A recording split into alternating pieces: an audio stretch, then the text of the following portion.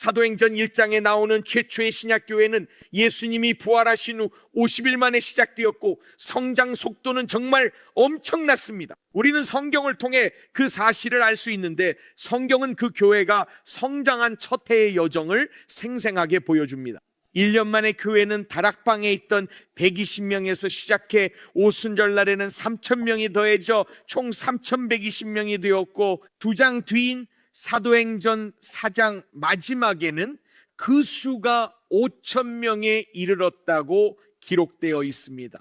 남자의 수만 5,000명이었다고 되어 있습니다. 여자와 아이들은 포함되지 않았으니 실제 숫자는 훨씬 더 폭발적으로 늘어났을 겁니다. 실제로 일부 역사가들은 여자들이 남자들보다 더 빨리 구원받았다고 주장했습니다. 그러니 그 숫자는 천문학적으로 늘어날 수도 있었습니다. 여러분, 당시 예루살렘의 인구가 최소 추정치로 25,000명이었다고 합니다. 잠깐 생각해 보세요. 만약 예루살렘 인구가 실제로 25,000명이고 그 초대교회에 5,000명이 있었다면 예루살렘 인구의 무려 20%가 교회에 속해 있었다는 뜻입니다.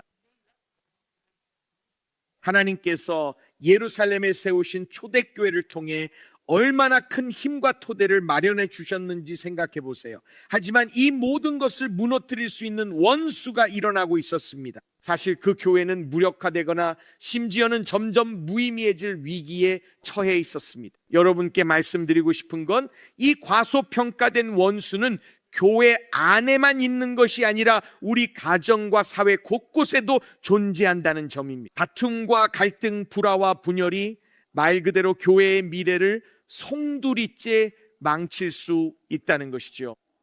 이것은 교회의 미래뿐만 아니라 가정의 미래, 국가의 미래까지도 망칠 수 있습니다. 그런 종류의 파급 효과가 있습니다. 여러분, 사도행전 1장과 2장에서 교회를 시작하는 데 사용된 중요한 말씀이 있습니다. 초대교회 오순절날에 나오는 시작의 구절입니다. 성령께서 내려오셔서 120명을 채우시기 전에 바로 이 말씀이 있었습니다. 성경은 오순절날 그 다락방에 모인 사람들이 모두 한 마음으로 모였다고 말합니다. 정말 중요한 구절입니다. 여러분, 이 단어가 얼마나 중요한지 아십니까? 화면에 띄워드리고 싶었던 이유도 이겁니다. 한마음이라는 단어가 사도행전에 10번이나 등장하는데 그 단어는 오순절부터 시작해 수많은 하나님의 역사를 뒷받침하는데 중요한 역할을 했습니다. 연합이 있을 때 하나님의 위대한 역사가 일어나고 심지어 악한 것들도 연합할 때 큰 움직임이 일어난다는 것을 보여줍니다. 한마음이라는 표현이 등장하는 순간들 중에는 악이 연합하는 장면도 있습니다. 하지만 그만큼 연합의 힘이 얼마나 강력한지 보여주는 것이죠. 제 친구 중 한 명이 사도행전 2장의 그 다락방 장면에 대해 자신의 해설을 들려주었습니다. 사도행전 2장 1절에서 그들이 다 같이 한 곳에 한 마음으로 모여 즉 하나가 되었습니다. 하나님께서 하늘 문을 열고 성령의 은사를 보내시기 전에 하나됨이 필요했어요. 제 친구가 말했습니다. 잘 보면 사도행전 2장 1절에서 그들이 한 마음이었음을 보여주고 있다고요. 사도행전 2장 2절에는 호련히 하늘로부터 소리가 있었다고 기록되어 있어요. 제 친구가 말하길 그 표현이 하늘에 계신 아버지께서 이렇게 말씀하신 것과 같다고 했죠. 지금 당장 성령을 보내야 한다.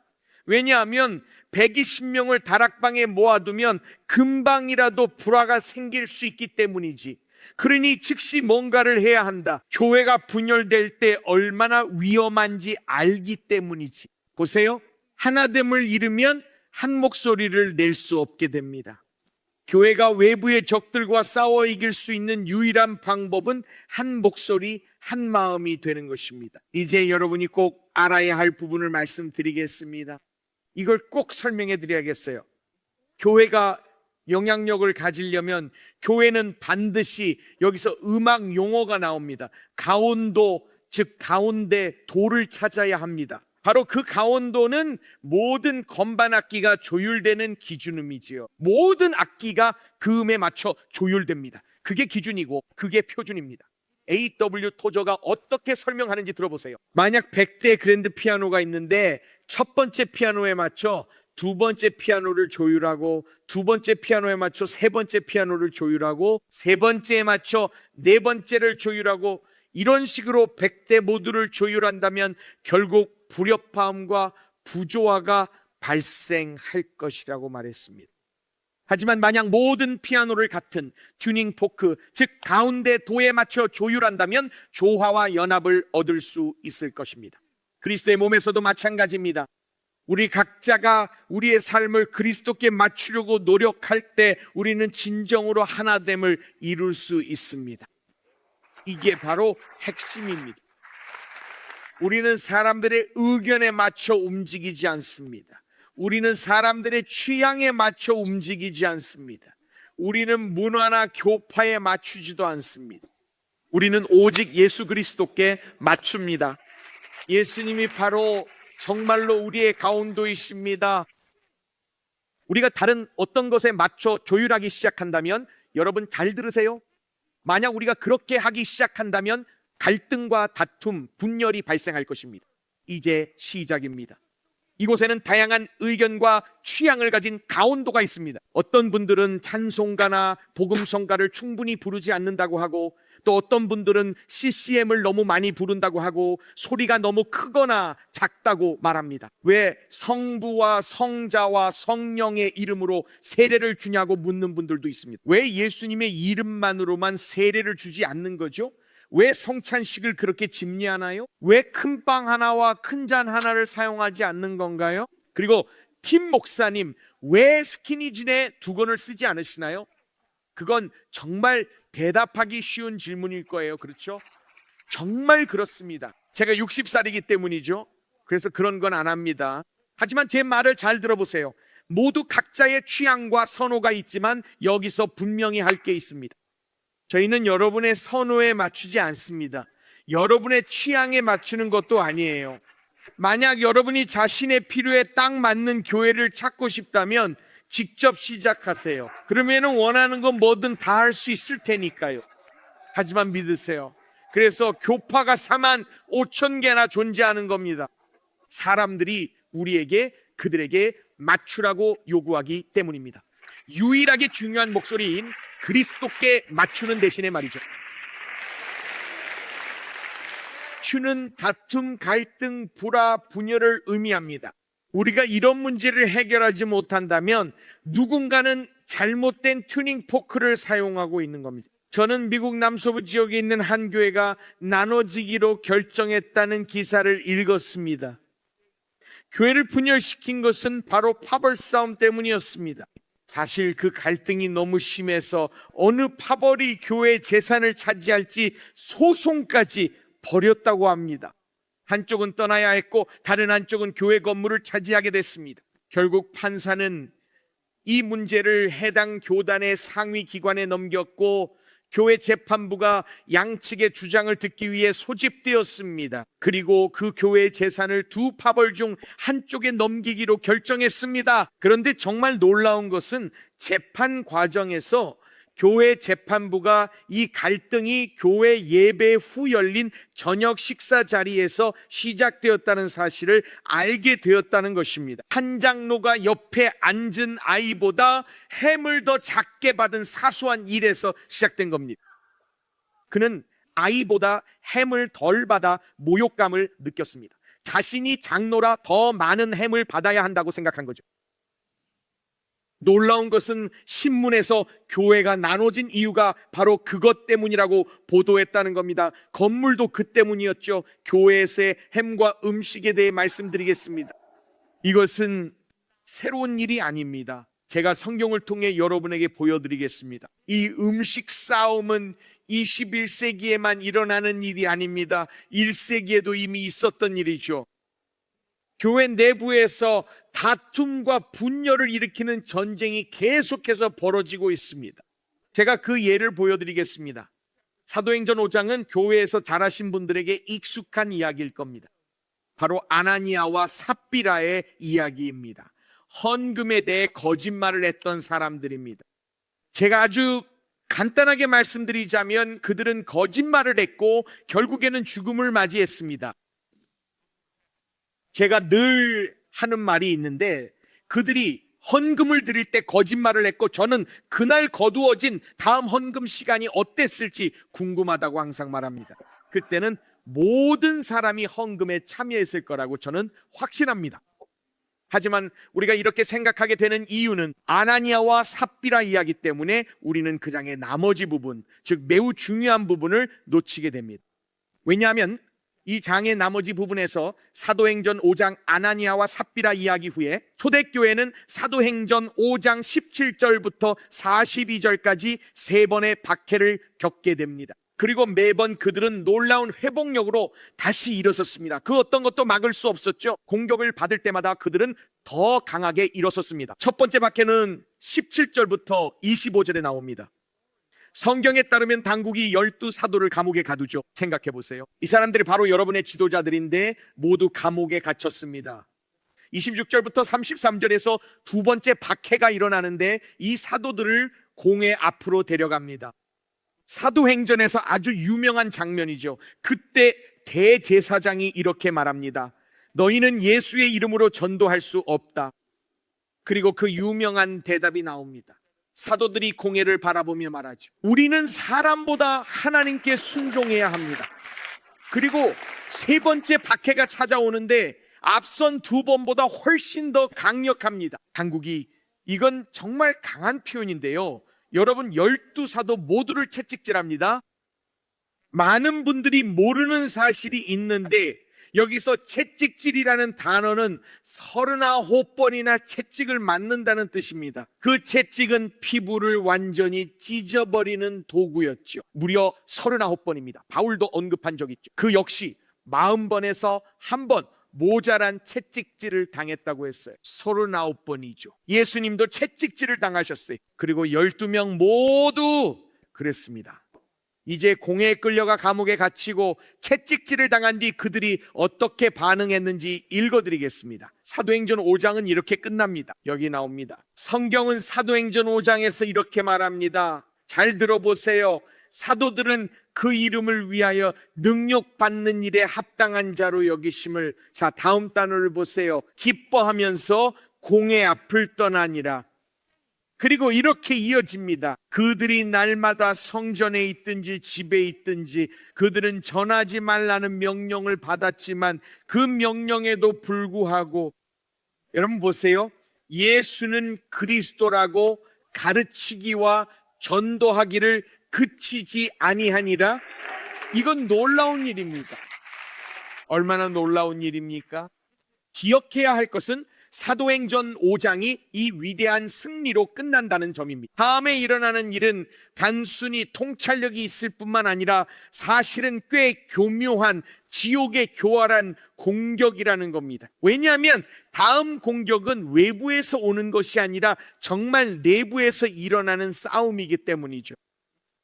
이건 마치 제가 말씀드렸던 그 교회의 음식 싸움과 같습니다. 그 굳센 신약 교회가 이제 다툼이 분쟁으로 번질 수 있는 상황에 놓이게 된 겁니다. 음식 문제로 싸우다가 교회의 영향력이 송두리째 흔들릴 수도 있었던 분열이 일어날 뻔한 순간이었죠. 사도행전 6장 1절입니다. 외부와의 싸움이 끝나자 내부와의 싸움이 시작되죠. 그때의 제자들의 수가 급격하게 늘어나면서 헬라파 신자들이라고 불리는 그리스 말을 하는 신자들이 히브리 말을 하는 신자들에 대해 섭섭하게 여기는 마음이 커졌다. 매일 양식을 배급받을 때 자기네 과부들이 차별을 받고 있기 때문이었다. 외부인들이 이렇게 말했어요. 우리는 히브리어나 아람어를 못한다는 이유만으로 그들만큼 음식을 받지 못하고 있습니다.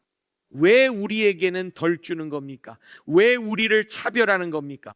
교회는 거듭해서 정면 공격과 외부 공격을 막아냈지만 결국 내부에서부터 무너질 위기에 직면했어요. 이 장면은 사탄이 초대교회의 내적인 평화를 깨뜨리려고 집요하게 시도한 것을 보여줍니다. 교회에 놀라운 일들이 일어나고 성장하자 원수는 그걸 보고 불평과 험담의 영을 하나님의 백성 가운데 심기 시작한 것이죠. 이제 이 일이 얼마나 파괴적인지 보여주는 글을 읽어드리겠습니다. 여러분이 교회 내 다툼과 45,000개가 넘는 다양한 교파를 생각해 본다면 교회가 직면한 진짜 도전이 무엇인지 알 수 있습니다. 잘 들으세요. 우리가 가정과 교회, 그리고 지금 제 말을 듣고 계신 여러분이 운영하는 교회 조직에서 직면할 도전은 결코 외부로부터 오는 싸움이 아닙니다. 진짜 도전은 하나님의 집안에서 연합입니다. 한 목사님이 하신 말씀을 들어보세요. 제가 그 말씀 전체를 읽어드리겠습니다. 특히 마지막 부분이 저에게는 매우 엄숙하고 마음을 숙연하게 만들었기 때문입니다. 그분이 이렇게 말씀하셨어요. 주님께서 슬퍼하시고 반대하시는 것을 사탄은 기뻐하며 조장합니다.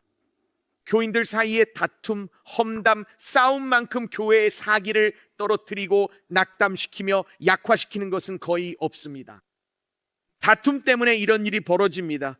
아버지는 명예를 잃고 아들은 망신을 당하며 하나님의 백성들은 사기가 저하되고 신뢰를 잃고 세상은 등을 돌리게 되고 불신앙은 더욱 굳어집니다. 이제 잘 들으세요, 교회 여러분. 이것이 의미하는 반은 깨어진 교제는 그리스도인에게서 기쁨과 효과적인 사역을 빼앗고 하나님께서는 영광을 빼앗기시며 세상은 복음의 참된 증거를 잃게 됩니다. 바로 이거예요. 자존심 때문에 치르는 대가가 정말 엄청납니다. 마지막 부분을 놓치지 마세요. 바로 그게 핵심이니까요. 누군가가 일어나서 말하는 겁니다. 나는 이걸 원해. 이 일이 일어나야 해. 이게 꼭 이루어져야 해. 나는 11조도 내고 있어. 나는 헌금도 드려. 그런데 당신은 교회의 영향력을 깨뜨릴 각오가 되어 있군요. 그 증거마저도 실추시키면서 말입니다. 하나님이 받을 영광을 빼앗으면서 자존심 때문에 치르는 대가가 엄청납니다. 여기서 하나님께서 말씀하십니다. 우리는 이 부분을 바로잡아야 한다. 우리가 이 싸움을 고치기 시작하지 않는다면 그것이 미래를 망칠 수 있다는 것을 이해해야 합니다. 사도행전 5장의 축복에 모두가 너무 몰두해서 불평할 여지가 없었을 거라고 생각할 수도 있겠죠. 하지만 이 일은 그리스계 유대인과 히브리계 유대인 사이에서 식량 배급 문제로 인해 발생했습니다. 그 다음에 일어나는 일이 정말 놀랍습니다. 하나님께서는 반드시 그 문제가 해결되길 원하셨기 때문이죠. 여러분께 꼭 드리고 싶은 말씀이 있습니다. 정말 중요합니다. 싸움을 해결하면 미래도 해결될 것입니다. 싸움을 해결하고 다루세요. 저도 예전에 이런 말을 자주 들었습니다. 신약의 초대교회로 돌아가야 합니다라고요. 초대교회로 돌아가야 해요. 저는 말하죠. 좋아요, 그렇게 할 수 있어요. 이때는 사람들이 모든 것을 내어놓았죠. 헌금 시간에 사람들이 목숨을 잃기도 했던 때입니다. 그들은 말하죠. 그때를 말하는 게 아니에요. 그보다 몇 년 전이요. 정말 심각한 일입니다. 그런데 하나님께서 하신 일이 있습니다. 하나님께서 말씀하십니다. 내가 이걸 고쳐야겠어. 여기서 중요한 부분이 있습니다. 첫 예배 때는 말하지 않았지만 여러분께 말씀드리고 싶어요. 사도행전 6장까지는 모든 일이 예루살렘에서만 일어났습니다. 하나님께서는 교회 안에 있던 내부 갈등이 해결되기 전까지 교회가 확장되는 것을 허락하지 않으셨어요. 하나님께서 말씀하시길 너희가 가진 속박과 분열을 교회 밖으로 퍼뜨리는 것을 원치 않는다. 교회 안에서 먼저 바로 잡아야 한다라고 하셨죠. 그래서 사도행전 8장을 읽기 시작할 때 기억하세요. 사도행전 6장은 음식 싸움, 7장은 스데반의 설교, 8장부터 복음이 퍼지기 시작하죠. 복음이 사마리아에 전해집니다. 사도행전 8장 끝에서 놀라운 일이 벌어집니다. 하나님은 그리스도의 몸의 깊은 문제를 다루기 전엔 이 일이 더 퍼지게 할 수 없다고 하십니다. 그러니 꼭 준비하셔야 합니다. 이 부분이 중요하기 때문입니다. 무슨 일이 있었을까요? 생각해 보세요. 이 교회는 감옥에 갇히고 박해와 채찍질을 당하고 온갖 비난을 견뎌낸 교회입니다. 이제 이 교회는 가장 강력한 적과 맞서 싸우게 될 거예요. 그 적이 바로 교회 내 분열입니다. 이것은 그들에게 닥친 외부 위협보다 훨씬 더 힘든 일이 될 것입니다. 감옥에 갇히고 박해받는 것보다요, 고린도전서 11장 18절에 나오는 내용입니다. 먼저 너희가 교회에 모일 때에 너희 중에 분쟁이 있다 함을 듣고 어느 정도 믿거니와. 바울은 정말 재치 있게 말하죠. 바울은 어느 정도 믿는다고 말하죠.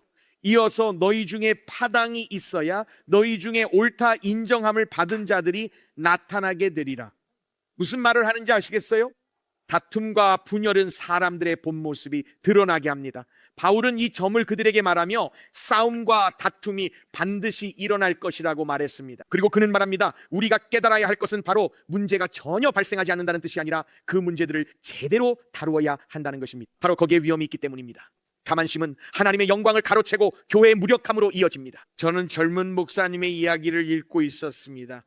그는 자기 집 뒷마당에서 큰 소리를 들었어요. 이 젊은 목사님이 밖을 내다보니 자신의 딸과 교회에 다니는 몇몇 아이들이 뒷마당에서 놀고 있었는데 그 아이들이 서로 격렬하게 다투며 소리를 지르고 있었습니다. 그래서 젊은 목사님이 밖에 나가 딸에게 다가가 아이들을 말리려 했는데 딸이 말했습니다. 아빠, 걱정 마세요. 저희는 교회 놀이를 하고 있어요. 생각해보면 아이들이 듣는 게 바로 이런 내용인 거죠. 아이들은 이런 모습을 보고 자랐습니다. 그래서 음식 싸움을 어떻게 해결할지 고민해야 합니다. 이 문제 해결에 따라 사역의 미래가 달라집니다. 그리고 이 말씀을 드리고 싶습니다. 저는 이 메시지가 TSC만을 위한 것이 아니라고 믿습니다. 일본, 한국, 케냐, 남아공, 스웨덴, 네덜란드, 이탈리아, 전 세계에서 시청하는 모든 분들을 위한 말씀입니다. 이것은 하나님께서 리더들에게 하시는 말씀입니다. 교회, 비영리단체, 선교단체를 이끄는 모든 리더에게 해당됩니다. 이것은 그 일에 있어 매우 중요한 요소입니다. 저희가 디트로이트에 살 때 저희가 교회로 바꾼 그 성인 영화관에서 800m 정도 떨어진 곳에 집을 샀습니다. 그리고 신디와 저는 아주 오래된 집을 샀습니다. 저는 지하실을 살 수 있을 정도로 또 아이들이 놀 수 있는 공간으로 만들려고 고생했던 기억이 납니다. 저희는 지하실로 내려갔는데 벽돌 벽에 페인트가 여기저기 부풀어 올라 있었습니다. 그래서 저희는 페인트를 전부 긁어내고 다시 칠했어요. 그런데 몇 주, 어쩌면 한 달쯤 지나니 새 페인트가 또 부풀어 올랐어요. 그리고 저는 손재주도 없고 뭘 해야 할지도 몰랐죠. 그래서 그냥 다시 칠하자고 했어요. 다시 페인트 칠을 했는데 또 부풀어 올랐어요. 저희가 했던 건 뭔가를 덮으려고 페인트 칠을 한 거였어요.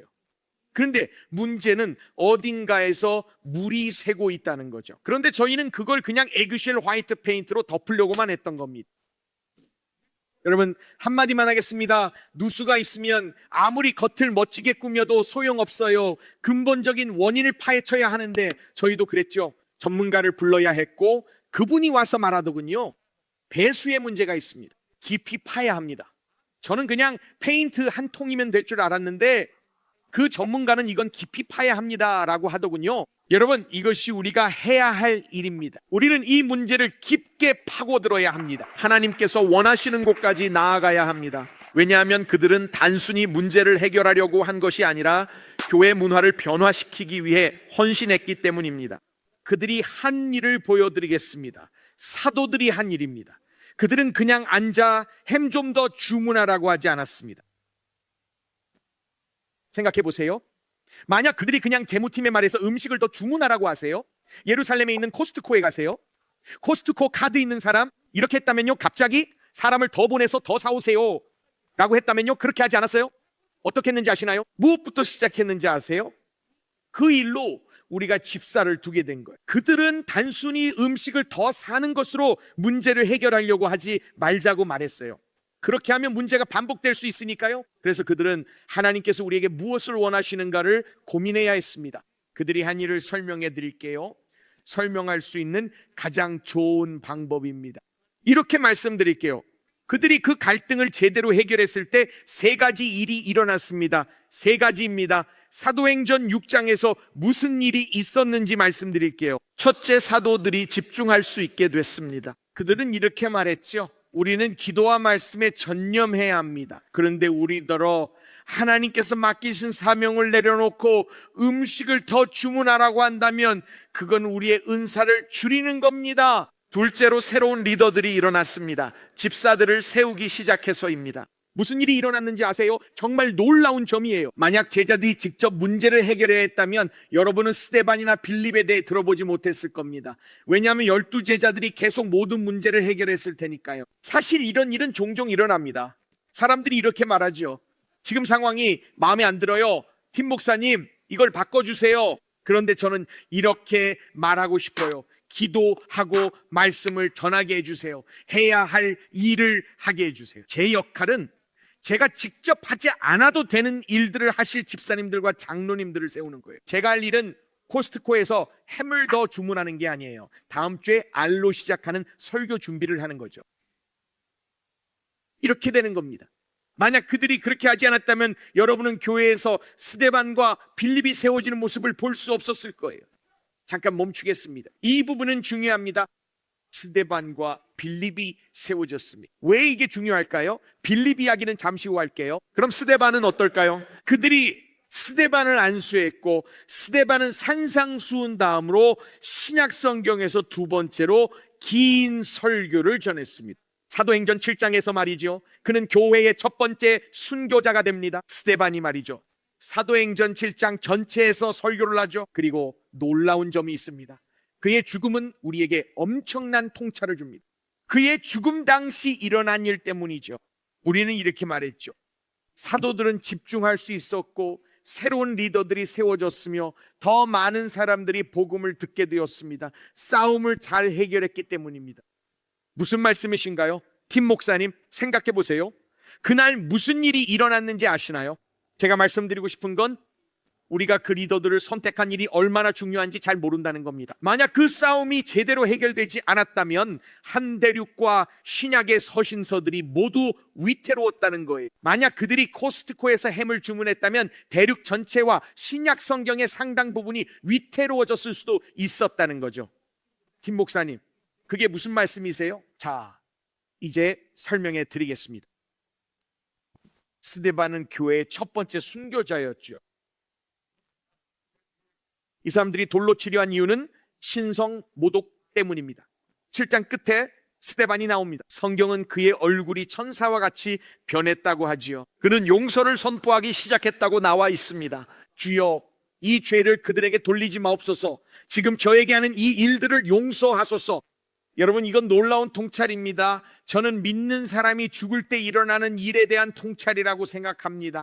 성경은 예수님의 승천을 사도행전 1장에 기록하고 있습니다. 그리고 아버지의 오른편에 앉으셨습니다. 사도행전 7장을 읽어보세요. 바로 그 마지막 순간에 성경은 스데반이 하늘을 우러러 보았고 예수님께서 서 계셨다고 말합니다. 아버지의 오른편에 말이죠. 저는 이런 생각이 듭니다. 믿는 사람이 영원으로 들어가려는 바로 그 순간에 이 땅을 떠나기 직전에 천국에 대한 환상을 보게 된다는 것입니다. 이 부분에 대해 저에게 이의를 제기하셔도 좋지만 한 가지 말씀드릴게요. 인생의 마지막에 다다랐을 때 제 말을 더 믿고 싶어질 겁니다. 이게 그겁니다. 저는 스데반이 돌에 맞으면서도 고통을 느끼지 않았다고 믿어요. 예수님과 함께하는 영원한 삶으로 들어간다는 압도적인 감정을 느꼈기 때문이죠. 여러분, 이것을 마음에 새기시길 바랍니다. 영원으로 들어갈 시간이 오면 예수님께서 아들, 딸들을 위해 일어나 이렇게 말씀하십니다. 잘하였도다, 착하고 충성된 종아. 여러분, 저는 그들이 스데반을 선택한 것이 정말 기쁩니다. 정말 기쁩니다. 놀랍게도 스데반이 그 자리에 있었다는 거죠. 그리고 정말 놀라운 것은 스데반이 용서를 선포하고 있을 때입니다. 스데반이 천사처럼 빛나고 있을 때 말이죠. 천사의 얼굴처럼요. 그곳에 한 젊은이가 있었죠. 그 청년은 스데반을 돌로 쳐 죽이려던 모든 사람들의 옷을 모아놓고 있었죠. 누구였는지 아세요? 그는 바로 훗날 사도 바울이 될 사울이었습니다. 나중에 신약의 13개의 서신을 쓰게 될 그 사람이죠. 하나님께서 그를 통해 햄 문제를 해결하고 음식을 사는 게 아니라 집사들을 세웁니다. 스데반을 세웁니다. 그리고 만약 여러분이 여러분만의 스데반과 빌립을 찾을 수 있다면 시작할 수 있습니다. 그 집사들이 바울에게 믿음을 갖게 하는 영감을 줄 사람들이 될지 몰랐죠. 그 바울이야말로 교회 역사상 가장 위대한 그리스도인 중 한 명이었죠. 하지만 거기서 끝나지 않습니다. 끝난 게 아니에요. 또 다른 사람 빌립입니다. 빌립을 기억하시나요? 사도행전 8장 마지막 부분에서 빌립은 에티오피아 내시가 탄 수레 옆으로 달려가서 이사야 53장의 말씀을 통해 복음을 전했습니다. 사람들은 오늘날 5억 명이 넘는 신자들이 있는 아프리카 대륙에 복음이 전파된 것이 바로 빌립이 에티오피아 내시에게 복음을 전한 그 순간부터 시작되었다고 말합니다. 여러분, 제가 말씀드리자면 여러분의 교회나 단체에서 음식 문제와 같은 사소한 다툼만 해결할 수 있다면 하나님께서는 말씀하십니다. 대륙을 준비해 두었다. 세워야 할 사람들이 있다. 구원해야 할 사람들이 있다. 하나님께서 하시고자 하는 일을 위해 이 문제만 제대로 해결하면 된다. 할렐루야. 할렐루야. 그들이 내부의 싸움을 올바르게 해결했기 때문에 바울을 얻고 스데반을 얻고 빌립을 얻고 대륙을 얻게 된 것입니다. 여러분, 이 싸움을 과소평가하지 마세요. 원수는 교회를 혼란에 빠뜨리고 사도들이 더 이상 설교하지 못하게 하고 대신 음식을 사기 위해 줄을 서게만 만들 수 있다면 미래를 방해할 수 있다는 사실을 알고 있었어요. 싸움을 해결하면 미래를 바꿀 수 있습니다. 싸움을 해결하세요. 이 자리에 계신 분 중에는 교회 지도자나 선교 단체를 운영하시는 분도 계시겠죠? 분명히 말씀드리지만 내부에서 싸움이 일어나는 이유는 원수가 미래를 막으려 싸우고 있기 때문임을 이해해야 합니다. 온라인으로 듣고 계신 분들 중에는 이런 싸움을 그냥 두는 분들이 계신데 이제는 멈춰야 합니다. 예수 그리스도의 교회는 감당해야 할 사명이 있기 때문입니다. 지금 어떤 분들은 왜 저렇게 침을 튀기면서 말하지? 라고 생각하실 수도 있겠죠. 그 이유는 하나님께서 하실 일들이 기대되기 때문이죠. 그러니 벽에 페인트 칠만 다시 하지 맙시다. 우리는 깊게 파서 누수의 원인을 찾아야 합니다. 저는 우리가 다툼과 갈등을 직면해야 한다고 생각합니다. 중요한 미래가 달려있기 때문이죠. 이를 위해 우리는 다툼과 갈등의 근원으로 가야 합니다. 여기서 오늘 말씀을 마무리하겠습니다. 라고 말해도 별 의미가 없어요. 하지만 오늘 이 말씀으로 마치고 싶기 때문에 우리는 그 근원 야고보서로 가보려고 합니다. 야고보서에서 이 문제가 다뤄집니다. 왜냐하면 야고보는 갈등의 뿌리, 갈등의 근원까지 파고들거든요. 혹시 여러분도 어떤 상황에서 이런 말 해본 적 있으신가요? 혹시 이런 말을 한 적이 있나요? 왜 그들과는 모든 게 항상 논쟁이 되는 거지? 그냥 앞만 보세요. 앞만 보세요. 아무도 쳐다보지 마세요. 알겠죠? 여러분 혹시 이런 말 해보신 적 있나요? 왜 우리는 그냥 어른답게 이 문제를 차분히 얘기할 수 없을까요? 왜 이 집이나 교회에서는 뭔가를 다룰 때마다 감정적으로 격해지는 걸까요? 왜 하필 그 이사회 멤버일까요? 왜 하필 그 팀원일까요? 뭔가를 논의하려고만 하면 재정 얘기만 꺼내도 항상 폭발이 일어나죠. 그래서 마음이 불안해서 이번엔 또 무슨 일이 벌어질까라고 걱정하게 되는 거죠. 여러분, 저는 솔직히 그게 정말 역겹다고 생각해요. 다른 단어가 떠오르지 않네요? 정말 그렇습니다. 그리고 야고보는 이 문제의 근원에 대해 정확히 짚어줍니다. 저는 한 남자가 외딴 무인도에 조난당한 이야기가 생각났습니다. 그곳에는 오직 그 남자 한 명밖에 없었죠. 1년이 지난 후 마침내 지나가던 배가 그를 구조했습니다. 그들이 마침내 그를 데려가면서 해변을 바라봤습니다. 오두막이 세 채나 있었고 사람들이 물었죠. 혼자 있던 게 아니었나요? 그가 대답했죠. 네, 맞아요. 사람들이 물었죠. 왜 해변에 오두막이 세 채나 있죠? 그가 말했어요. 저건 우리 집이고 저건 제가 다니는 교회, 그리고 저건 예전에 다니던 교회예요. 그는 자기 자신과도 사이좋게 지내지 못했던 거죠. 갈등을 겪을 때 보통 이런 일이 일어납니다. 자기 자신과도 잘 지내지 못하는 거죠. 생각해 보세요. 여기 질문이 있습니다. 너희 중에 싸움이 어디로부터, 다툼이 어디로부터 나느냐? 이 질문 보이시죠? 이걸 따옴표로 묶었어요. 왜 그런지 아시겠어요? 성경에 나오는 질문이기 때문이죠. 이 질문은 성경에 나와 있습니다. 그 질문은 사도행전 6장에도 그대로 적용될 수 있습니다. 만약 야고보서가 이미 쓰여 있었다면 그들은 야고보서 4장을 보자라고 말했겠죠. 그리고 여기서 야고보가 한 일이 있습니다. 야고보는 이 성경 구조를 보기 시작하면서 바로 그 핵심을 정확하게 찌릅니다. 그는 여기서 돌려 말하지 않고 핵심을 바로 짚으며 실제로 근원이라는 단어를 사용합니다. 야고보는 교회 안에서 일어나는 갈등과 다툼의 근원이 무엇인지 전합니다. 결혼 생활, 룸메이트와의 관계, 자녀와 부모 사이, 그리고 오늘 여러분이 하나님과 겪는 관계도 마찬가지입니다. 이제 야고보가 뭐라고 말하는지 봅시다. 야고보서 4장 1절 첫 부분을 보겠습니다. 바로 이 단어가 저를 멈추게 했어요. 어디로부터 나느냐? 어디서 비롯된 겁니까? 너희 중에 싸움이 어디로부터, 다툼이 어디로부터 나느냐? 도대체 왜 4만 5천 개나 되는 교파가 존재하게 되었을까요? 그리고 왜 미국 남서부의 어느 교회에서는 해만 조각을 두고 서로 싸우게 되었을까요?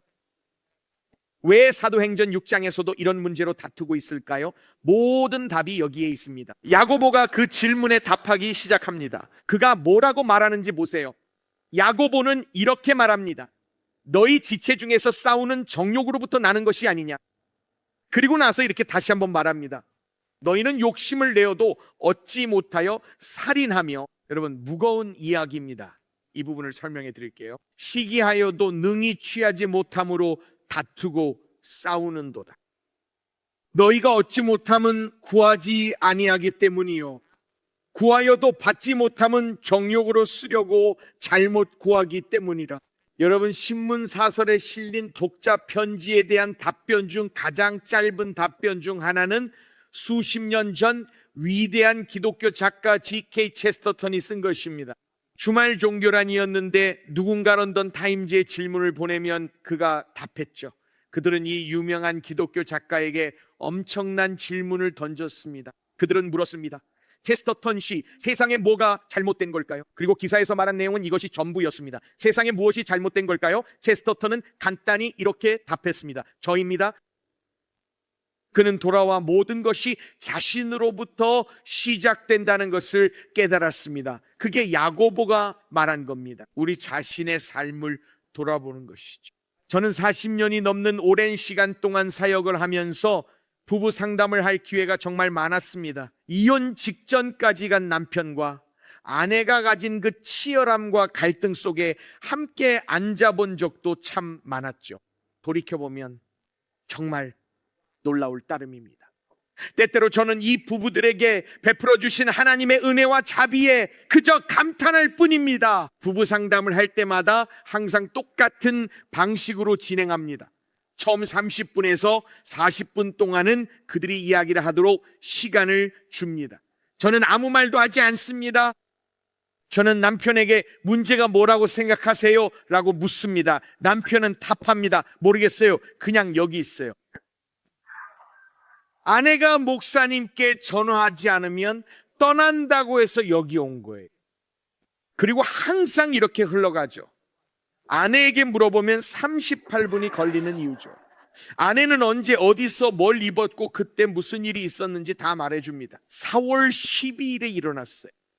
제가 치킨을 요리했는데 남편은 햄을 원했어요. 남편이 이렇게 말했고 그 다음에 아내가 말하면 정확히 다 집어냅니다. 그리고 남편은 깜짝 놀라 굳어있죠.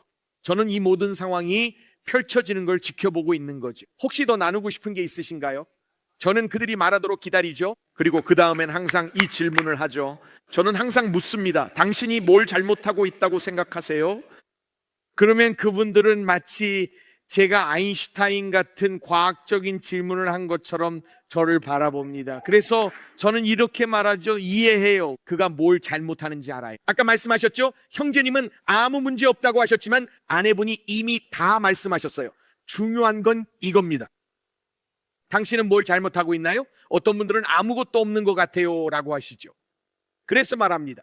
좋아요. 오늘 미팅은 여기서 끝입니다. 알겠죠? 하지만 우리는 이렇게 할 겁니다. 일주일 동안 집에 가서 지내세요. 예전에 한 자매님께 이렇게 말했습니다. 이번 주 두 분은 집에 가서 각자 노트에 기록하세요. 저와 다시 만나고 싶으시면 매일 30분씩 주님 앞에 기도하세요. 하나님, 나를 살피시고 마음을 보여주세요. 한 자매님이 13페이지 되는 노트를 가지고 온 적이 있습니다. 13페이지요. 이분은 제가 잘못한 게 있나요? 라고 물었을 때 생각나지 않는다고 답한 분입니다. 하지만 결국 자신이 잘못한 점을 13페이지나 읽어주셨죠. 문제의 원인을 늘 남에게 돌리는데 익숙했기 때문이죠. 자신을 돌아보지 않으면 야고보서가 말하듯 근원을 놓칩니다. 그러면 문제는 해결되지 않아요. 왜 상담을 자주 받으러 가는지 아세요? 자신을 돌아보지 않아서죠. 여러분은 다른 사람을 봅니다. 만약 여러분이 자신을 돌아보지 않은 채로 상대방이 변하길 원한다면 여러분은 제자리에 머물 겁니다. 예수님은 교회라는 단어를 단 2번만 쓰셨습니다. 한 번은 교회 밖, 또 한 번은 교회 안의 갈등에 대해 말씀하실 때입니다. 마태복음 16장 교회를 세우리니 음부의 권세가 이기지 못하리라. 이는 외부와의 싸움에 관한 말씀입니다. 18장에서는 형제 자매 간의 화해와 교회의 역할을 말씀하세요. 예수님께서는 교회라는 단어를 2번만 사용하셨고 외부와 내부의 싸움에 대해 다룹니다. 그래서 야고보는 이 사실을 깨닫고 2가지 중요한 생각을 전해줍니다. 오늘 저는 그것을 나누고 마무리하려고 합니다. 자, 이제 나옵니다. 이 부분을 꼭 기억하세요. 야고보가 말하길 교회에서든 이사회에서든 라커룸에서든 학교에서든 아니면 보드햄이나 뉴욕대에서 교수님들이 모여서 왜 항상 싸우는지 이해해야 합니다. 왜 병원에서는 항상 싸움이 일어나는 걸까요? 왜 항상 자녀들과 싸우게 될까요? 이제 나옵니다. 그 근원을 알려주겠다고 말합니다. 이 2가지를 꼭 기억하세요. 첫째, 야고보가 말하길 누군가와 싸운다면 그건 당신 안에 싸움이 있기 때문이죠. 누군가와 싸운다면 그 이유가 우리 안에 싸움이 있기 때문이라고 말해요. 야고보는 말합니다. 너희 지체 중에서 싸우는 정욕으로부터 나는 것이 아니냐? 이것이 야고보의 답입니다.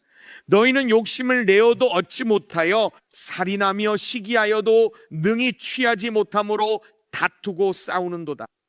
야고보는 이것을 내면의 싸움이라 부릅니다. 그 의미를 이제 설명드리죠. 야고보가 무엇인지 말해줍니다. 내면의 싸움이 뭐냐면 바로 원하는 것을 얻지 못하고 있다는 겁니다. 여러분, 바로 그겁니다. 거룩한 척 하지 마세요. 여러분도 아시죠? 이게 바로 그 이유라는 걸요. 원하는 걸 얻지 못해 싸움이 발생하죠. 이 사실을 깨닫는 순간 문제의 원인이 남이 아니라 바로 나 자신임을 알게 되죠. 여기서 질문이 하나 있어요. 이제 중요한 질문입니다.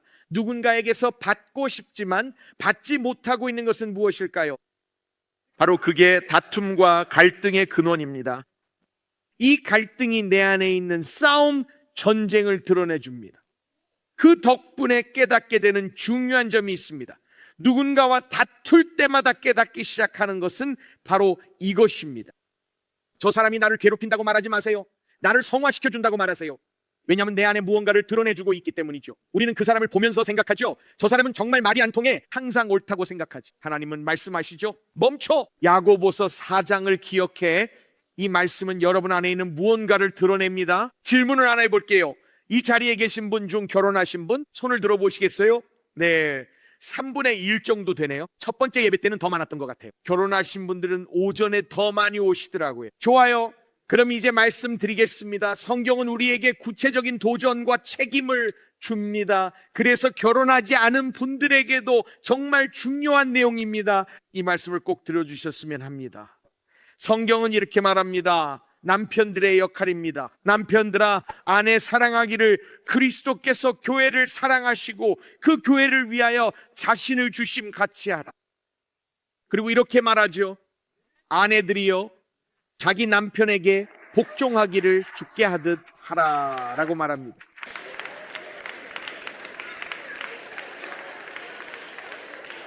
네, 여러분, 제가 결혼식 주례를 맡았는데 에베소서 5장을 낭독하는 순서가 있었어요. 그때 정교회 교회에 있었는데 신부가 이렇게 말했어요. 영어로 말하고 싶진 않지만 그리스어로 말할게요. 어느 언어든 복종입니다. 어떤 언어로 표현하든 상관없어요. 또 다른 번역에서는 존경이라고도 하죠. 골로새서에서는 존경이라는 단어도 사용합니다. 여기서 놀라운 점이 있어요. 바울이 말하는 것은 여러분의 필요가 충족되지 않을 때 비난이 나온다는 것입니다. 제가 많은 분들을 상담하며 이 이야기를 정말 많이 들었거든요. 항상 이런 식이에요. 제가 다루는 부부 상담 사례의 90%가 이런 문제입니다. 남편은 아내가 나를 존경하지 않아요라고 말하고 아내는 남편이 나를 사랑하지 않아요라고 말하죠. 오늘 이 자리에 상처받는 분들이 많으시네요. 신음과 탄식 소리가 들립니다. 하지만 바울이 말하는 것은 여러분 각자에게 필요가 있고 상대방은 그 필요를 살펴야 한다는 겁니다. 남편으로서 저는 신디와 함께 할 때 제가 하는 모든 일에서 이 점을 반드시 인식해야 해요. 남편분들 잘 들으세요. 이거 정말 중요한 이야기입니다. 모든 아내들이 아멘 하시네요.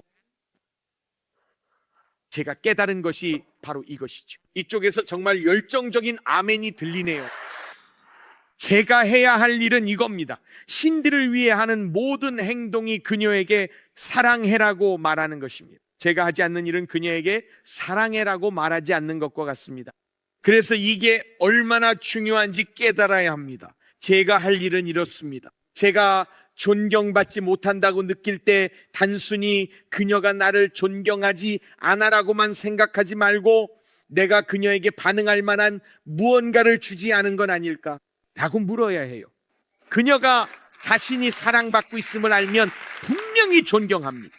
제가 존경받고 있다는 걸 알면 저도 그녀에게 무언가를 주게 돼요. 흔히 하는 실수는 그녀는 나를 존경하지 않아, 그는 나를 사랑하지 않아라고만 생각하며 갑자기 싸움이 시작되고 점점 커진다는 겁니다. 남편으로서 이 부분은 우리 관계에서 정말로 꼭 이해해야 할 중요한 점이죠. 그리고 야고보는 이 싸움이 너무 치열해서 사람들이 원하는 것을 얻기 위해 기꺼이 무언가를 죽이려 한다고 말합니다. 팀 목사님 무슨 말씀이신가요? 이제 나옵니다. 야고보는 살인이라는 단어를 사용합니다. 육체적인 것으로만 한정하지 말고 생각해 봅시다. 사람들은 자신이 원하는 것을 얻지 못하면 결혼을 파괴하고 사역을 망치고 교회를 무너뜨리고 관계를 깨뜨리고 우정을 끝낼 것입니다. 야고보서에서 말하는 내용이죠. 이게 얼마나 파괴적인지 아시겠죠? 여러분 지금 이 말씀을 듣고 계신 분들 이건 깨달음을 주는 이야기입니다. 사람들은 자신에게 무슨 일이 일어났는지만 보고 자기 안에서 무슨 일이 벌어지는지는 들여다보지 않아요. 이렇게 말하죠. 그 사람이 이랬어, 목사님이 그랬어, 모두 남탓만 합니다. 그리고 우리는 결코 살펴보지 않지요. 내 안에서 어떤 싸움이 벌어지고 있는지, 어떤 전쟁이 일어나고 있는지 말이에요. 야고보는 이렇게 말합니다. 우리는 갈등을 너무 쉽게 축소해서 그냥 이렇게 말하곤 하죠. 난 이제 그 교회 안 다녀. 우린 그냥 서로 맞지 않았어. 또는 이 결혼을 떠날 거야. 우리 사이엔 도저히 해결할 수 없는 차이가 있었어. 야고보는 말합니다. 잠깐만요. 그냥 넘어가지 마세요. 여러분이 쉽게 지나치지 않게 합니다. 우린 그냥 서로 안 맞아요. 야고보는 이렇게 말합니다. 이제 내면에서 벌어지는 전쟁에 대해 이야기해 봅시다. 더 이상 우린 도저히 맞지 않아라는 말로 넘어갈 수 없습니다. 이 말씀에 따르면 그렇게 할 수 없어요. 야고보는 말합니다. 드러나는 전쟁은 내면의 전쟁에서 비롯된 것이다. 그리고 그는 말합니다. 이 싸움은 사람들 사이가 아니라 사람들 안에서 벌어집니다. 이것이 야고보가 말하는 핵심입니다. 우리가 겪는 다툼이 바로 이런 것들이죠. 자, 여러분 이제 나옵니다. 여기서 모든 것이 드러나죠. 갈등은 나 자신을 드러내는 것이고 어떤 내면의 감정이나 생각이 있는지를 보여주는 것입니다. 그래서 우리가 이런 말을 하게 되는 거예요. 속마음을 털어놔야겠어. 나한테 그렇게 말하게 두지 않을 거야. 그들은 내 말을 안 들어. 나는 존중받을 자격이 있어. 이런 대우받을 사람이 아니야. 내가 돈을 내잖아. 한 가지 말씀드릴게요. 야고보는 이렇게 말합니다. 3번 말하죠. 싸우는 정욕으로부터 나는 것이 아니냐. 너희는 욕심을 내어도 얻지 못하여 시기하여도 능히 취하지 못함으로. 그리고 나서 야고보는 더 강렬한 말을 덧붙입니다. 마크, 이제 오세요. 그리고 그가 이렇게 말합니다. 이 구절을 덧붙이죠. 그리고 여기서 마무리됩니다. 이렇게 말씀드릴게요. 야고보가 말합니다. 그는 여러분이 무언가를 죽이려 한다고 말하며 이유도 말합니다. 여기 2번째가 나옵니다. 그가 이렇게 말하죠. 너희가 얻지 못함은 구하지 아니하기 때문이요. 기도에 관한 구절로 지난주에 다뤘습니다. 이제 맥락으로 볼게요. 이건 기도입니다. 기도 구절이죠. 이제 나옵니다. 자, 이제 나옵니다. 곧 엄청난 충격을 받게 될 테니까요. 준비하세요. 심호흡을 한번 하세요. 알겠죠? 옆 사람을 보며 말해보세요. 준비됐어요? 시작할게요. 제가 그 구절을 다시 읽어드릴게요. 너희가 얻지 못하면 구하지 아니하기 때문이요. 그리고 야고보가 말한 요점이 이겁니다. 하나님께만 받을 것을 다른 사람에게서 얻으려 하는 건 아닌가? 내가 지금 저 여자나 저 남자에게서 오직 하나님만이 나에게 주실 수 있는 것, 오직 하나님만이 채워주실 수 있는 것을 얻으려고 애쓰고 있는 건 아닌가? 그것이 두 번째입니다. 자, 준비하세요. 8파운드 슬래지해머입니다. 기도하지 않음과 갈등은 항상 연결되어 있습니다. 교회든 가정이든 함께 기도하지 않으면 반드시 싸움이 생깁니다. 그렇다고 기도하면 싸움이 없어진다는 얘기는 아닙니다. 다만 싸움의 본질을 제대로 다루게 된다는 거죠. 싸움을 올바르게 다루게 됩니다. 잘 다루는 겁니다. 저희 가정에도 싸움이 있을까요? 그러니까 딜리나 가정에도 싸움이 있을까요? 여러분, 저를 보세요. 저는 매일 아침 정장을 입고 일어나서 이렇게 말하는 사람이 아닙니다. 얘들아, 나에게 오너라. 집에서 그런 시도를 했다간 정말 큰일 납니다. 정말로 말씀드리는 거예요. 저를 죽일 거예요. 당연히 저희도 싸웁니다. 하지만 신디와 제가 기도하고 아이들과도 함께 기도하고 식사 기도도 하죠. 식사 기도부터 시작하세요. 식사 기도부터 시작해 보세요. 잘 들어보세요. 기도하지 않으면 문제가 더 커집니다. 갈등이 더 심해진다는 게 아니라 제대로 해결할 수 없다는 겁니다. 기도하지 않는 사람들은 원하는 것을 얻기 위해 결국 사람들과 싸워야만 하죠. 방금 한 말을 놓치지 마세요. 기도하지 않는 사람들은 원하는 걸 얻기 위해 다른 사람들과 싸워야 합니다. 결국 얻지 못하죠. 너희가 얻지 못하면 구하지 아니하기 때문이요. 강력한 말씀입니다. 오직 하나님만이 주실 수 있는 것을 사람들에게서 얻으려고 애쓰고 있을지도 모른다는 거죠.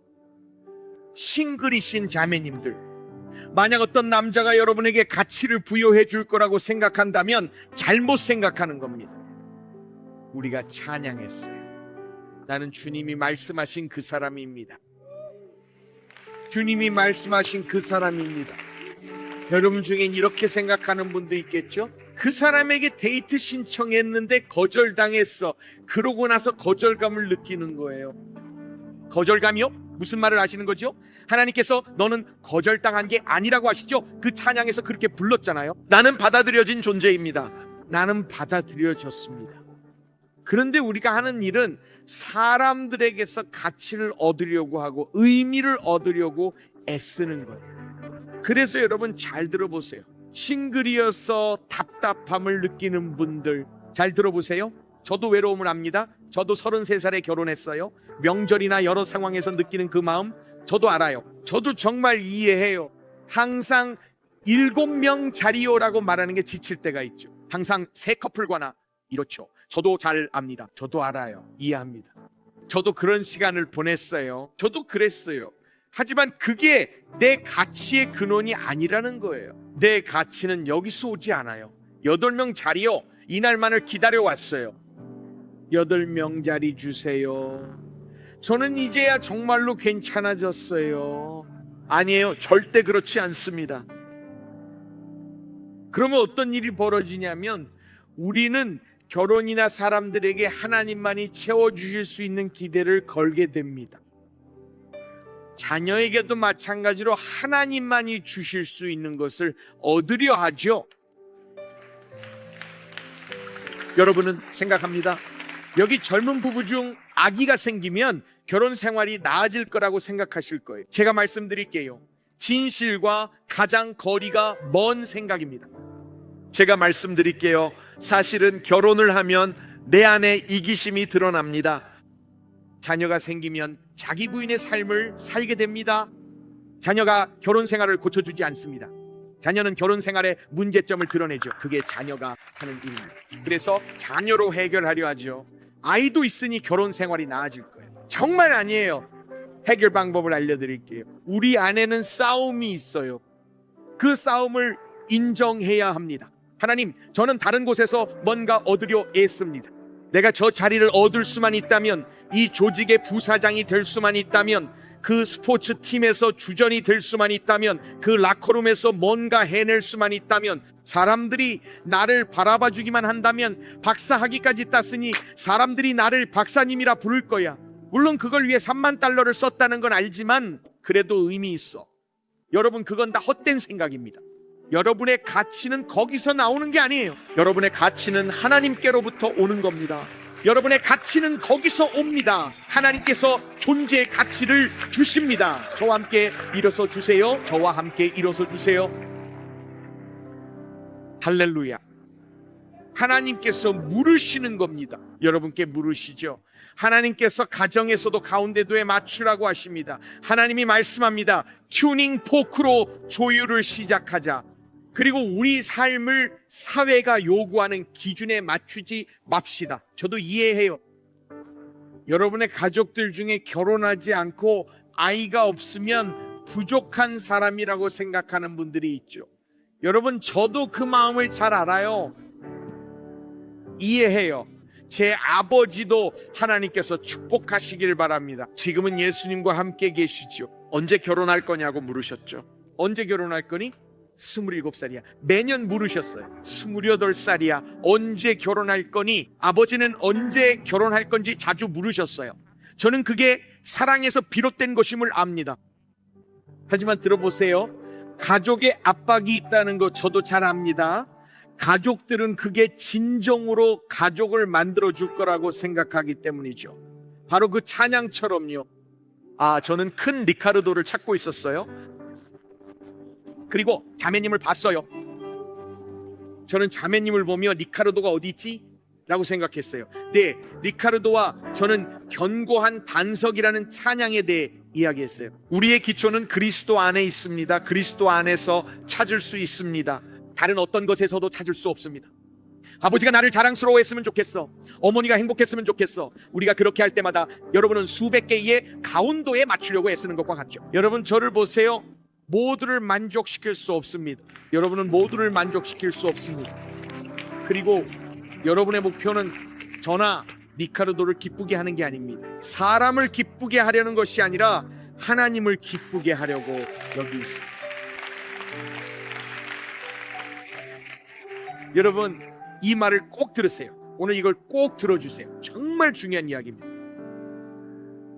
위대한 기독교 작가 토머스 머튼이 이렇게 말했습니다. 그는 우리가 자신과 평화롭지 못하기 때문에 다른 사람과도 평화로울 수 없다고 했어요. 그리고 하나님과 평화를 이루기 전까지 자신과도 평화로울 수 없다. 바로 그거예요. 사람들과의 관계에서 모든 것을 완벽하게 하려고 애쓰지만 정작 하나님과는 화평하지 못하고 있어요. 이 부분이 정말 중요하다고 생각합니다. 여기 계신 몇몇 분들에게는 가장 큰 갈등이 하나님과 여러분 사이에 있습니다. 그래서 모든 인간관계가 이 방향인 겁니다. 팀 목사님 계속하세요. 다 긁어내주세요. 어디서 새는지 봅시다. 오늘 이 자리에 하나님께 화가 나서 더 이상 섬기지 않는 분 온라인으로도 시청하고 계시죠. 누군가 당신에게 이 링크를 보냈어요. 내가 얻지 못해서 이제 싸움이 시작됩니다. 그렇습니다. 내가 원하는 것을 얻지 못했기 때문이죠. 구한 것을 받지 못했어요. 정말인가요, 팀 목사님? 네, 정말 이런 방식이에요. 하나님께 우리 엄마를 고쳐달라고 기도했지만 그렇게 하지 않으셨어요. 하나님께 아기를 달라고 기도했지만 주지 않으셨어요. 그 회사에 취직하게 해달라고 기도했지만 허락하지 않으셨죠. 결혼하게 해달라고 기도했는데 주니어스에서 데이트 신청도 받지 못했어요.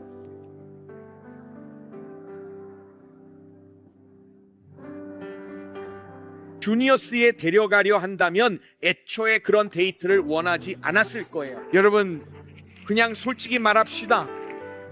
말씀드릴게요. 분노를 감추려고 하셨죠.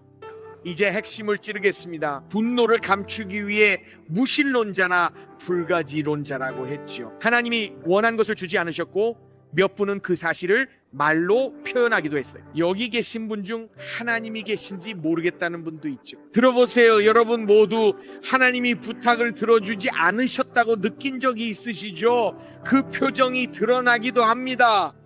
지금 여러분 중 몇 분은 저한테 화가 나 있죠? 좋습니다. 정말 좋아요. 왜냐하면 여러분은 속으로 이렇게 생각하고 있거든요.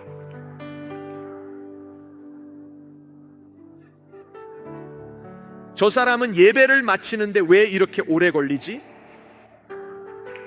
일부러 이렇게 하는 겁니다. 여러분을 불편하게 만들고 싶었어요. 왜냐하면 이렇게 하셨으니까요. 나는 불가지론자야, 나는 무신론자야. 아니에요. 여러분은 그렇지 않습니다. 무례하게 하려는 게 아닙니다. 무례하게 말하려는 건 아니에요. 그렇지 않습니다. 하나님을 안 믿는 게 아니에요. 여러분은 지금 하나님께 화가 나 있습니다. 왜냐하면 내면의 전쟁을 인정하지 않았기 때문이죠. 나는 내게 무엇이 최선인지 알아. 하나님은 여러분께 더 좋은 것을 아세요. 하나님은 여러분에게 가장 좋은 것이 무엇인지 아십니다. 자, 한 가지 더 말씀드릴게요. 정말 중요합니다. 왜냐하면 이런 일이 일어나기 때문입니다. 하나님께서 말씀하십니다. 네가 내 안에서 만족을 찾지 못하면서 결혼하고 싶다고 말하니 하나님께서 말씀하십니다. 네가 정말로 다른 사람의 인생에 혼란을 주도록 내가 내버려 둘 거라 생각하니? 하나님은 제 기도를 안 들어주셨잖아요. 하나님은 말씀하시죠. 나는 너와 그들을 모두 보호하는 거야. 만약 너희 사이에 아이가 있었다면 그 아이도 보호하는 거야. 그래서 하나님께 화가 나 있을 때 하나님이 데이트를 허락하지 않으신 건 이 방향에서 평안과 안전을 찾기를 원하시기 때문입니다. 그런데 답이 이 방향에 있다고 생각하시죠? 하나님께서는 전쟁이 내면에서 시작된다고 하시죠. 여기 오늘 이 자리에 앉아있는 여러분 중에도 지금 전쟁 중인 분들이 있습니다. 시편에는 이런 멋진 구절이 있어요. 시편 46편 그가 땅 끝까지 전쟁을 쉬게 하심이요. 하지만 모든 것은 인정하는 것에서부터 시작됩니다. 하나님, 오늘 제 칼을 진심으로 내려놓습니다. 하나님, 이기적으로 살아온 저를 용서해 주시길 바랍니다. 집, 교회, 교파, 타임스퀘어 교회, 회사에서의 다툼과 갈등, 하나님, 저는 그 자리에 앉아 존중받고 싶다고 생각합니다. 나는 명예를 원합니다. 저는 더 많은 돈을 받아야 한다고 생각합니다. 다른 사람들 월급을 봤어요. 이해합니다. 여러분 중 몇 분은 저를 보면서 어떻게 알지? 라고 생각하실 거예요. 압니다. 여러분이 원하는 것을 받지 못했기 때문입니다. 지금 그저 하나님을 신뢰한다고 말하는 거죠. 저는 주님의 계획, 시간표, 주님의 달력을 신뢰해요. 내 안에 있는 이 마음이 저를 오늘 이 예배 자리에 앉게 만들었습니다. 왜냐하면 내면에 전쟁이 있기 때문이죠. 이렇게 할 때가 있어요. 주님이 주관하십니다. 찬양을 부를 거예요.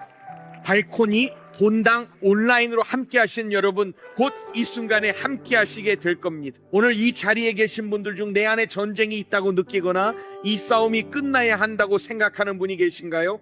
그렇다면 손을 들어주세요. 여러분이 그분이라면 찬양할 때 앞으로 나와주세요. 여러분을 위해 기도하겠습니다. 지금 자리에서 일어나세요. 이 순간을 그냥 넘기지 마세요. 스스로를 무신론자라 부르는 분이라도요, 망설이지 말고 지금 앞으로 나와주세요. 우리 함께 기도합시다. 오직 하나님만 주실 수 있는 것을 기도합시다. 여러분이 어디에 계시든 함께 이 찬양을 부릅시다. 할렐루야.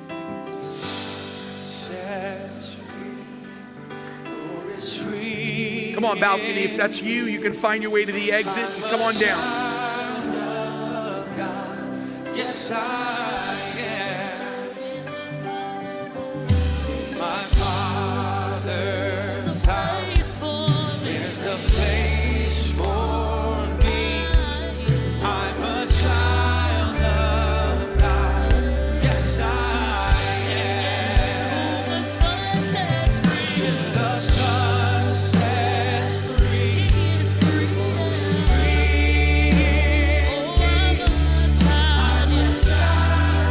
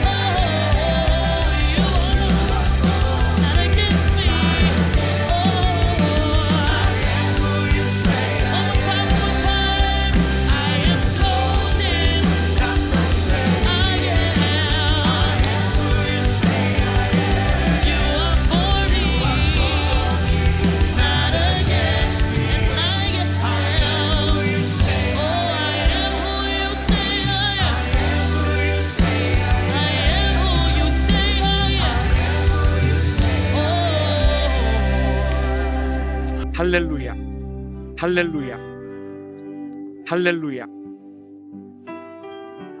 하나님과의 관계가 좋지 않거나 어쩌면 건강하지 못한 관계라면 결국 사람들과의 관계도 나빠질 수밖에 없습니다. 다른 방법으로는 절대 안 됩니다. 하나님만이 우리 영혼에 건강을 주시는 분입니다. 자, 요한일서에서 뭐라고 하는지 들어보세요. 요한일서는 이렇게 말합니다. 그가 빛 가운데 계신 것 같이 우리도 빛 가운데 행하면 우리가 서로 사귐이 있고 그 아들 예수의 피가 우리를 모든 죄에서 깨끗하게 하실 것이요, 하나님께서 우리를 부르시는 것이지요. 우리의 삶을 빛 가운데 두는 것입니다. 숨겨진 것, 숨은 동기, 그런 것 없이요. 이렇게 말하는 거죠. 이게 바로 저입니다. 그 모든 것에 빛을 비추는 겁니다. 이 말씀을 읽어드릴게요.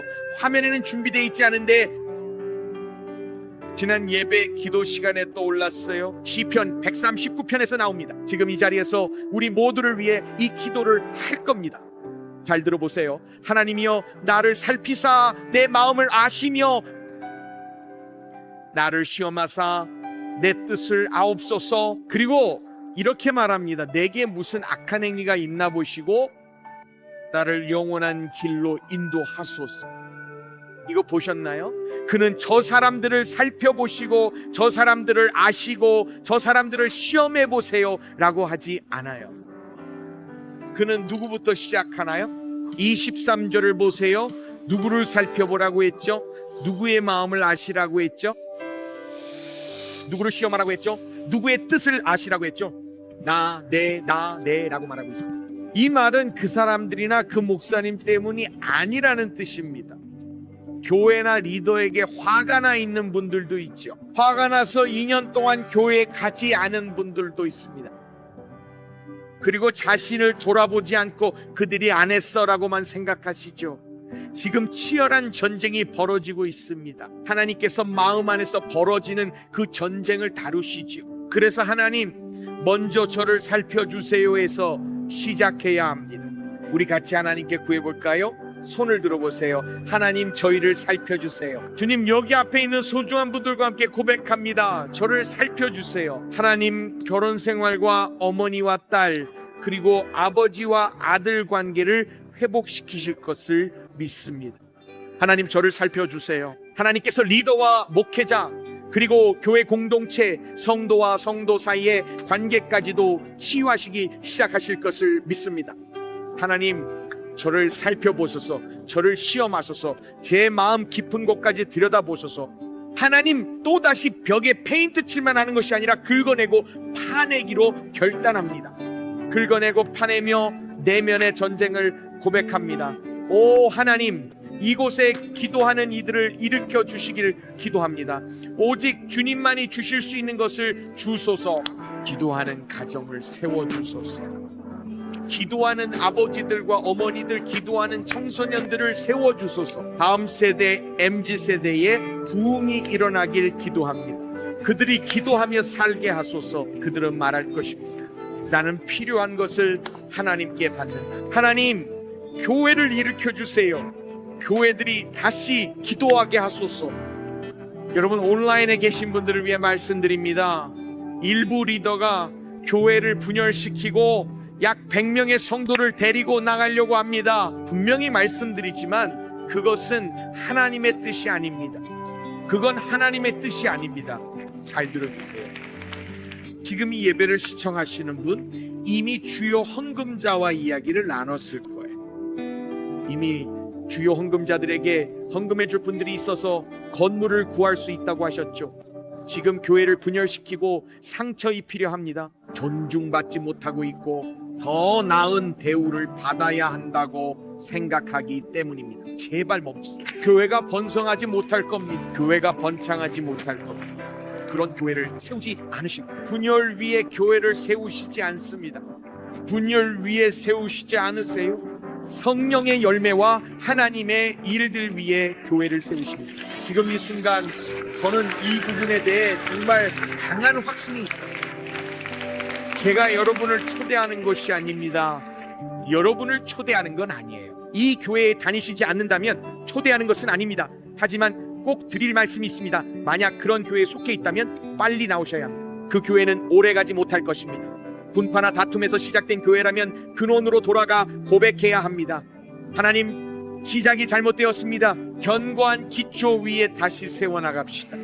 견고한 반석 위에 다시 세워나갑시다. 정말로 놀랍습니다. 이곳에 오시라고 하는 건 아닙니다. 성도 숫자를 늘리려는 게 아닙니다. 저는 이미 감당해야 할 사람이 많습니다. 여러분도 감당해야 할 목사가 있죠? 저도 제 몫이 있습니다. 주변에 공사 표지판을 세워두었죠. 제 몫이 있어요. 여기 좋은 소식이 있어요. 좋은 소식이 있죠. 우리는 이렇게 말하면 살겠습니다. 나를 살피사 내 마음을 아소서. 여러분, 우리 모두, 저를 포함해서 우리 모두 부족한 점이 있습니다. 하지만 은혜와 자비, 그리고 두 번째 기회를 주시는 하나님이 계세요. 여러분, 이건 정말로 꼭 말씀드리고 싶습니다. 함께 찬양을 부를 거예요. 마음속에 있는 어떤 찬양이든 준비한 어떤 찬양이든 상관없어요. 네, 마지막 찬양을 불러주세요. 꼭 물어보고 싶은 게 있습니다. 강한 느낌이 들어 말씀드리는 거고, 한 분을 위한 질문일 수도 있습니다. 여기 계신 분 중 하나님께 화가 나서 나는 불가지론자야 또는 무신론자야 라고 말했던 분이 계실 겁니다. 정말로 믿지 않는 게 아니라 존중의 마음으로 말씀드리지만 오늘 그 사실이 드러났어요. 하나님이 존재하지 않는 게 아니라 하나님께 화가 났던 겁니다. 오늘 다시 하나님께 돌아가야겠다고 느낍니다. 다시 집으로 돌아가야 합니다. 그게 누구인지는 모르겠어요. 하지만 만약 당신이 그렇다면 기도해드리고 싶습니다. 손을 들어주시겠어요? 방금 그게 저였다고 말하는 분 계신가요? 또 다른 분은요? 감사해요. 또 계신가요? 혹시 놓치는 분이 없는지 확인하는 겁니다. 다른 분들 볼 수 있게 손을 들어주세요. 보입니다. 확실히 확인하고 싶었어요. 알겠습니다. 50명이 손을 드실 줄은 몰랐어요. 모두 무신론자인 줄 알겠네요. 기도합시다. 우리 기도팀 중 몇 분이 어깨에 손을 얹어주시고 교회 여러분 손을 뻗어주세요. 아버지, 이분의 솔직함에 감사합니다. 이분은 주님을 믿고 있습니다. 그는 분노해 왔지만 오늘 그 전쟁이 끝날 겁니다. 주님께서 얼마나 사랑하는지 보여주실 겁니다. 그의 영혼에 하나님의 역사가 일어날 것입니다. 그의 영혼은 여전히 부드럽습니다. 그의 영혼은 순수합니다. 그의 영혼이 굳어지지 않고 어둠에 물들지 않았음에 감사합니다. 오늘 주님께서 그를 그 깊은 구덩이에서 건져내셨습니다. 이제 그를 다시 주님께로 인도하실 것입니다. 예수님의 이름으로 기도합니다. 하나님께 감사와 기쁨의 박수를 올려드릴 수 있을까요?